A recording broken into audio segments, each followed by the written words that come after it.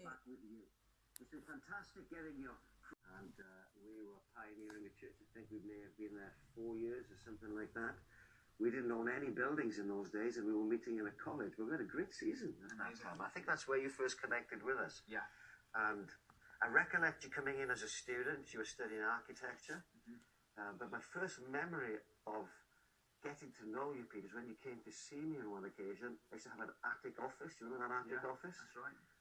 Right at the top of this building in the city centre, many flights of stairs up, and you came with some serious questions about the Word of God. What does this mean, and what does that mean? And you were on a deep search into ministry. Yeah. So you trained to become an architect. So how did the switch happen into ministry? Tell me a little bit about that journey. Yeah, so I started attending what is now Destiny when I was studying architecture at Strathclyde University. And, you know, I love architecture. My parents are both artists, and so I've got a passion for art and design and a natural creativity. And architecture was just a journey that outworked that passion. And so after finishing the design degree in Glasgow, I've really felt God's calling to Edinburgh. In fact, the way that happened was I had this deep sense, being part of the church, we were pioneering, and I had this huge sense that God was calling me to pioneer church. And the passion I had was for the city of Edinburgh. And as I prayed into this, it became clearer and clearer over maybe a 9-month period that I really feel God's calling me to plant a church in Edinburgh. And one afternoon, Andrew phoned me up and asked to meet for a coffee. And so that didn't often happen. So I wondered, God, what have you told him? So I turned up in your office, and you said that we've been praying. You and a number of key leaders have been praying, and really felt from God it was time to plant a church from Glasgow into Edinburgh. And you said that you couldn't get my name out of your head as you were praying about this. And I said, well, to be honest, this has been a growing passion in my soul for the last 9 months. So when I finished my degree, I took a job in an architect's office in Edinburgh. And the purpose of me being there wasn't to work as an architect, although that was a means to an end for the first 5 years, but it was to plant a church. So I moved through to Edinburgh when I was 21, took a job in an architect's office, and launched the church. And after 5 years working full-time in the architect's office, I gave it up to go full-time in the ministry. Into ministry. Yeah. That was a great journey. I've got lots of great memories from that exciting step, and the schools we met in, and the various venues that we had, and the healing meetings that took place. Yeah. But one conversation that sticks in my head, which I don't think you were aware of until very recently, but when the decision was being made for you to step into ministry, your dad came to see me. Yeah. I think we only found this out recently, right? I only found this out recently. Yeah. And he thought that I was making a big mistake encouraging you to take a step like that. But I think he's probably very delighted today to see how it's all turned out. Now he's absolutely thrilled. Yeah, every time Dad is now, he just crossed 90 in the last few weeks. He's 90 years old now, and he comes over. We have him over for a meal every couple of weeks, and we love our time together. And one of the first things he says is, "Let's put the TV on. I want to watch your messages. I want to hear somebody's message." Isn't that great? And he just delights in the church. Whenever he gets a chance, he comes through and participates, wonderful. and loves it.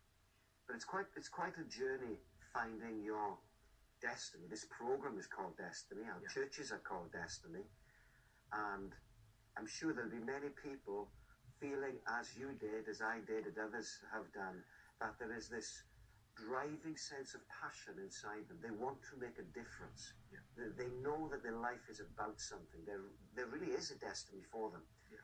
And so you've journeyed forward. You've found your bullseye. God's hands on it all.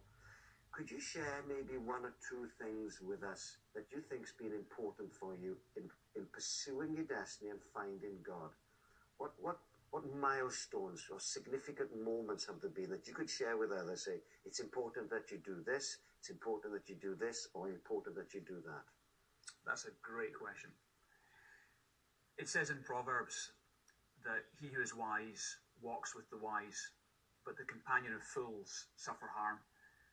And I really believe that you people you hang out with and allow to impact your life have a direct bearing on where you end up in life. Massive bearing.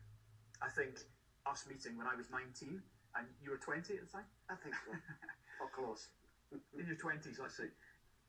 When we met, that was a destiny moment, because the interaction we've had, the friendship, the mentoring I've experienced has actually made a world of difference. It was God's answer to me in getting me to where God wanted me to go. And I really believe that God has got leaders out there, churches out there, environments out there where you're going to reach your destiny, and outside of that environment, you won't. And that's why he encourages us to be planted in a local church, and it's in the environment of the local church. That's his big mission on earth. And when we're part of the big thing God's doing and connected and associated with the people within that, that's when we find our destiny. I think your story would be very similar to that. Very similar. It's significant how God brings people into your lives. And I look back, and I think it's a little bit like Paul said on one occasion, you can have many teachers, but you don't have many fathers. Yeah. But there's been 2, 3, 4 guys in my whole life who've been very instrumental in shaping my choices. And one of the things I've hugely appreciated about them is they've not been afraid to speak to me straight. They've loved me enough to say, you need to think about this, you need to not do this, or you need to do that. And that mentoring, that pastoring forward into callings has been a huge part of my journey, as it's been for you. Absolutely. Is there anything else, Peter, that you think has been really important for you? Yeah, I think what I alluded to earlier, that sense of deep passion that God had called me, something to do with the local passions. You know, when I think of one of the best examples of this in the Bible is Nehemiah. You see Nehemiah in Nehemiah chapter 1, and he just asks a question about how's it going in Jerusalem. And they give the report on how it's going in Jerusalem. They describe how Jerusalem is destroyed. But Nehemiah's absolutely devastated by this news. And you would think, okay, Nehemiah grew up there.